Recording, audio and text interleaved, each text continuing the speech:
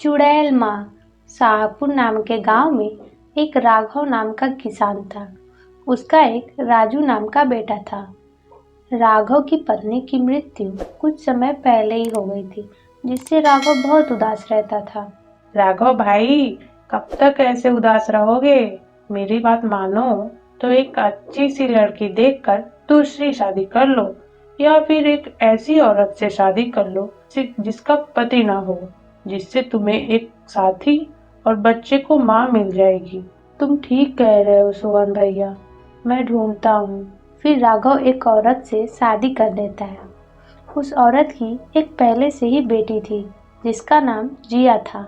वह बहुत ही घमंडी और झगड़ालू स्वभाव की थी। शादी के कुछ महीने बाद आभा राघव की पत्नी कहती है, अजी कब तक आप घर पे रहेंगे? मेरी बात मानिए तो आप शहर चले जाइए कुछ पैसे कमाने के लिए, जिससे हमारा गुजर बसर अच्छे से चल सकेगा। तुम जैसा कहो, पर तुम मेरे बेटे राजू और अपना और जिया का ख्याल रखना। मैं कल ही चला जाऊंगा। शहर में मेरे कुछ दोस्त हैं, उन्हीं के पास। अगले दिन राघव शहर के लिए चला जाता है। राघव के जाते ही आभा कहती है, अब आएगा मजा। अब इस राजू के बच्चे को अच्छे से मजा चखाऊंगी। हाँ माँ, वो हमेशा मेरे खिलौने ले लेता है और पापा भी उसे ही प्यार करते हैं। उसे ही सब कुछ ला कर देते थे।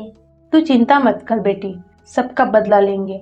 फिर आभा जोर से चिल्ला के राजू को बुलाती है। राजू, राजू कहाँ मर गया? राजू आता है और कहता है, जी माँ, आपने बुलाया? क्या सारा दिन घर पर पड़ा रहता है, कोई काम नहीं करता? जा खेत में से कुछ सब्जी तोड़ कर ला। माँ, खेत तो बहुत दूर है, मेरे पैर दर्द करने लगेंगे, आप चले जाइए। अच्छा, लाड साहब के पैर दर्द करने लगेंगे? खाते वक्त मुंह तो दर्द नहीं करता? जा लेकर आ, नहीं तो आज खाना नहीं मिलेगा। फिर राजू दुखी मन से चला जाता है। आपने ठीक किया माँ, अब मजा आएगा। अगर आप लोग राजू को बचाना चाहते हैं तो वीडियो को लाइक और चैनल को सब्सक्राइब करें। कुछ समय बाद राजू खेत से सब्जी लेकर आता है और कहता है, माँ ये लीजिए सब्जी और जल्दी से खाना बना दीजिए, बहुत जोर से भूख लगी है। ओहो, लाड साहब को भूख लगी है? जाओ पहले पौधों में पानी देकर आओ, फिर मिलेगा खाना। माँ आपको क्या हो गया है? आप मुझसे सुबह से काम करा रही हैं। तो मुझसे जवान लड़ाएगा? जा काम कर, नहीं तो शाम को खाना नहीं मिलेगा। फिर राजू वहाँ से चला जाता है। जब वह पौधों को पानी देकर आता है और कहता है, माँ मुझे खाना दे दीजिए, मुझे बहुत जोर से भूख लगी है। फिर आभा उसे एक सूखी रोटी और अचार देती है खाने को, जिसे देखकर राजू बोलता है, माँ ये क्या दे रही हैं? ये तो सूख कर पापड़ बन गया है और सब्जी की जगह अचार। चुपचाप खा ले, नहीं तो कल से ये भी नहीं मिलेगा। ऐसा कहकर आभा वहाँ से चली जाती है। राजू अपनी माँ की फोटो देख करके कहता है, माँ आप मुझे छोड़कर कहाँ चली गई? ये लोग मुझसे सारा दिन काम करवाते हैं और खाना भी नहीं देते। फिर राजू वहीं पर सो जाता है। आधी रात को जब ठंड बढ़ती है तो राजू को ठंड लगने लगती है, जिससे वह कांपने लगता है और उठ करके बैठ जाता है और कहता है, अगर मेरी माँ होती तो मुझे ठंड से बचा लेती। तभी वहाँ पर एक चुड़ैल आ जाती है। चुड़ैल को देखकर राजू डर जाता है।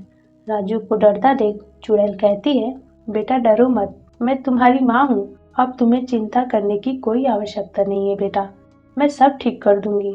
फिर चुड़ैल राजू को एक शॉल ओढ़ा देती है और उसे लोरी सुनाकर सुला देती है। अगली सुबह आभा आती है और कहती है, ये देख लो, लाड साहब को अभी तक सो रहे हैं। फिर वह एक डंडे से राजू को मारने लगती है। राजू उठकर खड़ा हो जाता है और कहता है, माँ आप मुझे क्यों मार रही हैं? जिस पे आभा कहती है, मुझसे जवान लड़ाएगा? ऐसा कहकर आभा राजू को और मारने लगती है, जिस पर राजू कहता है, माँ यह लोग मुझे मार रहे हैं। बस इतना कहते ही वह डंडा उल्टा आभा को ही मारने लगा और कभी कभी जिया को भी मारता। यह देख आभा कहती है, ये कौन मार रहा है? ये कैसा जादू है? फिर चुड़ैल आके सामने प्रकट हो जाती है। चुड़ैल को देखकर आभा और जिया डर जाते हैं। फिर राजू बोलता है, यह मेरी माँ है, अब यही तुम लोग को सबक सिखाएंगी। फिर आभा और जिया चुड़ैल के पैर पकड़कर माफी मांगने लगते हैं और आभा कहती है, मुझे माफ कर दीजिए दीदी, मेरी मति मारी गई थी जो अपने फूल जैसे राजू को मारा। मुझे माफ कर दीजिए, अब से मैं इसे अपने बेटे जैसे पालूंगी। हाँ बड़ी माँ, मैं भी इसे अपने भाई की तरह प्यार करूंगी। जिस पर चुड़ैल कहती है, इस बार माफ कर रही हूँ, पर अगली बार ऐसा हुआ तो तुम सबको छोड़ूंगी नहीं, तुम्हारी खैर नहीं। फिर चुड़ैल गायब हो जाती है। अब आभा अपने दोनों बच्चों के साथ खुशी खुशी रहती है और राजू को अपने बेटे से बढ़कर प्यार करती है। तो आ गए आप लोग वीडियो देखकर, कैसा लगा? अच्छा लगा ना?